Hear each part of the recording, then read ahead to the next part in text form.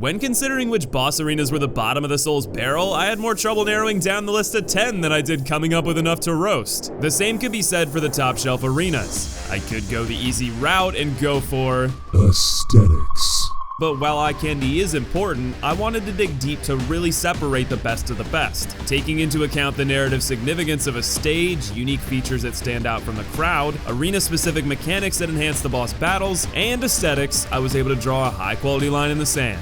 With that, I'm here today to deliver the 10 finest boss arenas FromSoft has ever crafted. But before we take a peek at their drawing board, let me welcome our return sponsor, Raid Shadow Legends. For those who've missed out, Raid is a dark fantasy RPG taking the mobile landscape by storm with over 10 million players worldwide. The game has over 400 champions to collect and customize, a rich single-player narrative, raids with friends, a PvP arena, and best of all, it's free to play. Though I'd be remiss if I didn't mention the stunning graphics. You'll have plenty of time to admire them as you customize your champions with unique artifacts and masteries that combine to create over 1 million builds. It's been an excellent game to play right out of my pocket, and I'd say their near perfect rating with over 300,000 reviews agrees with me. The game's growth continues to blaze forward with the release of the highly anticipated Faction Wars and a generous rewards program for new players within their first 90 days. To get in on the fun, click the link in the description to download Raid. You'll receive 50,000 silver and a free epic champion as part of the aforementioned program. I hope to see you out there, and thank you for listening.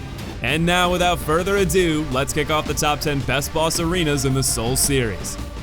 Number 10, Pursuer. You can bet your booty Dark Souls 2 will be getting some well-deserved representation on today's list. I guess when you have 41 bosses, a few arenas are bound to be winners, right? Really, the reasons the Pursuer stage lands in the top 10 are fairly simple. First, I love the ballistas. There are a few arenas designed with their own method of fighting back, and the way they are handled is genius. In my first playthrough, I thought they were what I was intended to use. Maybe because I've had a similar experience elsewhere in the franchise, for better or worse. But their usage isn't so simple. Getting Pursuer to stand still for the barrage is no easy feat, and he can smash them with ease. It wasn't until I realized how long he stays still after a parry that I understood. It rewards high skill plays you aren't likely to make on your first playthrough, so it's a nice reward for repeat runs. And I mean reward, those ballistas shred Pursuer. I also love the trapped vibe. If you're a thorough explorer, Pursuer likely paid you a visit already. For new players, I doubt they'll kill him in their one opportunity here. If you don't, coming into this arena only to be ambushed matches the character of the boss wonderfully, as does the small arena that prevents your escape.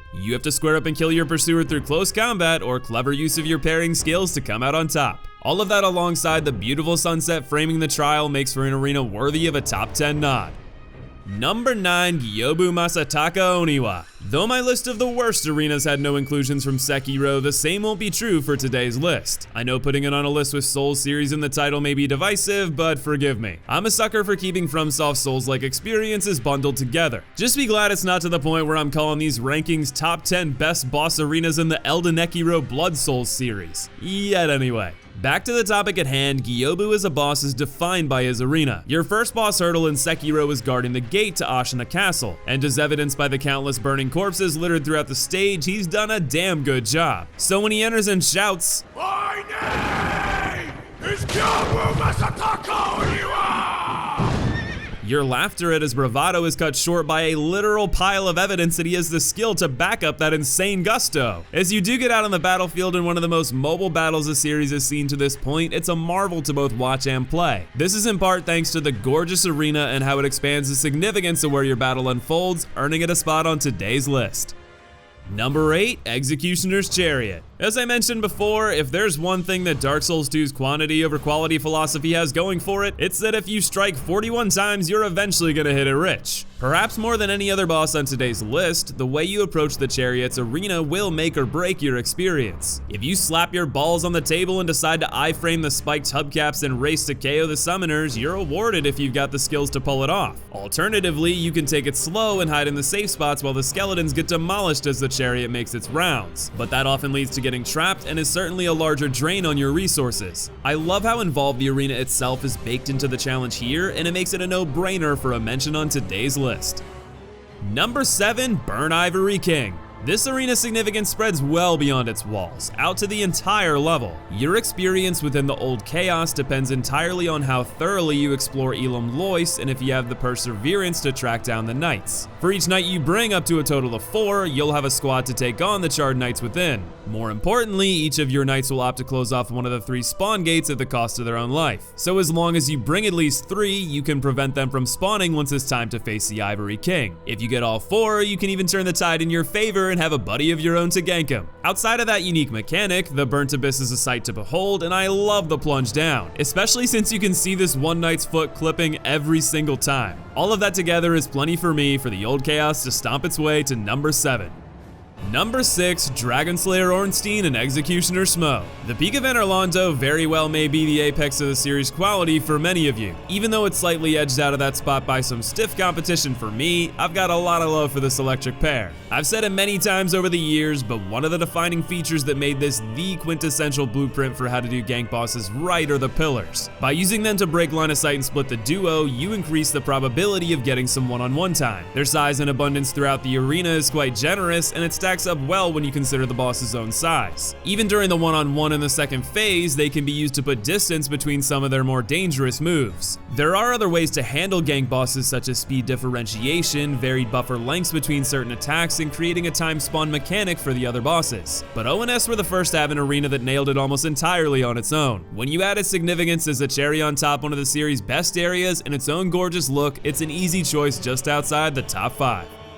Number 5, Sister Friede. Of the many arenas we've thrown down in over the course of the franchise, only a select few evolve with the fight. The most notable actually might be Cursed Ride of Greatwood, but you're kidding yourself if you think I'll be paying honor to sack-busted Tinderfuck on today's list. Fortunately, FromSoft decided to reuse the concept of arena expansion through destruction in the pinnacle of the first Dark Souls 3 DLC, Ashes of Ariandel. As you walk through the depths of Ariandel's chapel, you'll stumble upon Father BDSM, a creepy enough sight to be sure, but the sense of dread is capitalized by Friede trapping you in. When your duel begins, you'll have to fight for your right to escape in a long but narrow basement. This shape complements her range and closing speed well, while the width isn't problematic due to her modest hitboxes. Her eventual fall enables Father Ariandel to enact a masterful design decision in the form of setting the arena ablaze. This results in the formerly narrow arena ballooning to multiple times its initial width, perfectly setting up for taking on the resurrected Friede and Daddy Dearest. While most arenas require barriers and debris to split aggro and gank battles, this duo has a perfect variation in speed and downtime between attacks to allow for it to work beautifully on flat ground. This wouldn't be possible if it wasn't for the size of the newly enlarged arena. Even in the final phase when it returns to a one-on-one bout, the increased size allows for Friede's new abilities to shine without being constrained in a shoebox. The arena really is perfect for every phase of the fight. From the ominous sight of the closed-in attempt to slice you down to the fire that burns it all down as your adrenaline skyrockets in tandem, it's an excellent complement to one of the series' best bosses and well worth a spot in the top 5. Number 4, Isshin the Sword Saint. While the journey as a collective is far more important than its conclusion, I'd be lying if I said the final note wasn't an important one. In fact, I'd argue the only thing more powerful is your first impression. Considering the final boss of Sekiro takes place on the grounds your arm was lost in the game's opening, it's the best of both worlds. You get to take on Genichiro for the 3rd time, this time walking in with confidence as you face the end. The battle with Isshin that follows is one of the series' finest, and that has a lot to do with its setting. How, you ask? Aesthetics. I know, I said there's more to it than that, and hey, the preamble was about the story significance. For me, there's no denying the final bosses hold a gravitas by default that is harder for others to achieve. Conquering their own difficult battles is not only a triumph over them, but the game itself. And if I'm laying it all bare, Isshin's quality may be predominantly due to his brutal yet satisfying difficulty, mechanics, and lore, but it's framed flawlessly by the stunning grounds it takes place on. Watching the Ashina arts in all their glory moving gracefully through the flowing fields, slowly breaking down into a feral dual-wielding style amongst lightning and flame is breathtaking. Choosing it for a top 5 spot was easy. The harder part was sorting them out, because there might be a theme unfolding. Number 3, Gehrman the First Hunter. Honestly, consider Gehrman and Isshin to be 3A and 3B. I consider them interchangeable, and that's largely because they aren't too far off of being the same thing. Each takes place in a gorgeous flowing field. Each is the culmination of your journey. Each becomes more desperate as the fight continues. Each pits you against a master of your era and a mentor who turns on you, one to honor his grandson and the other to honor his pact with the moon presence. There's an air of sorrow that weaves through each battle that elevates the significance even higher, and it's matched marvelously by the beauty of the stage. stage. To give substance to their impact, imagine for a second what it would be like if you fought them in a terrible arena like Capra's. Not only would you lose the beauty, the design would be halted in a massive way. Both fights need space for you to maneuver due to the speed and range of your foes. The similarities between them are uncanny enough that if I had to give it an edge, I suppose I'd give it to the one who did it first. But both are undeniable marvels of both bosses and the arenas that frame them.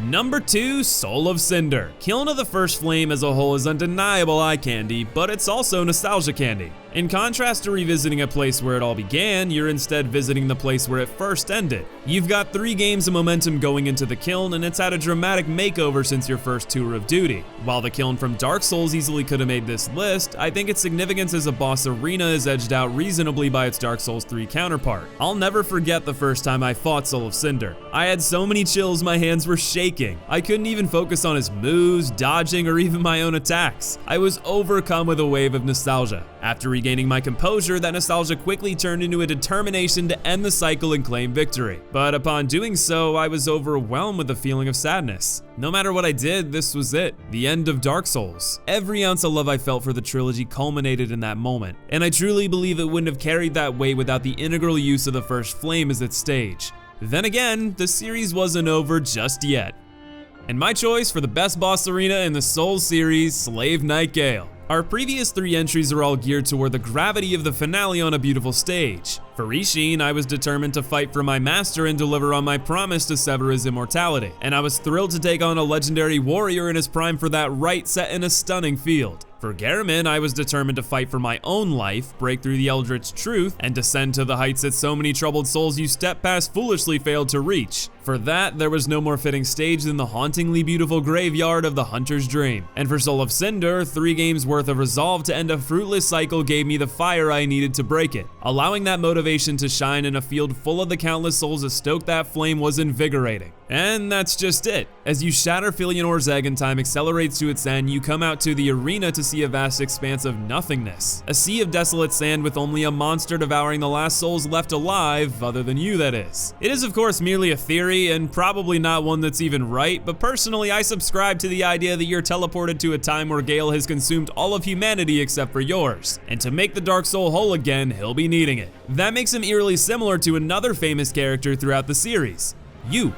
Yes, you, the player. You've amassed souls from countless undead, monsters, and even humans. You've chomped down their humanity to stay alive in boss fights. You've spent their souls without a thought to power creep your way to take on more. And it all leads to the final stage where you fight someone trying to do the same. He may have committed an atrocity, but from his point of view, he does it for the good of his lady's painting, to create a new world free of the old's rot and decay. Who's to say your cause is more just? None of this would have held any weight without them choosing the apocalyptic setting you duke it out on. If the gravitas and breathtaking appearance aren't enough, consider that it's one of the biggest arenas in the series, giving it additional scope, not only to its looks, but also to the fight itself. Despite how far you can run, it's almost impossible to get away from Gael with his insane closing speed. It adds an intense fear atop an already thrilling battle. I also love the 2 separate stages. Unless you kill Gael on your first attempt, you'll fight the first phase atop the Hill of Sand, and there's an uncanny beauty to it. And as phase 2 begins, you'll fight at the Pygmies' Court for the right to the Dark Soul. Really, I can dress it up in all the fancy words I like, but it all boils down to aesthetics.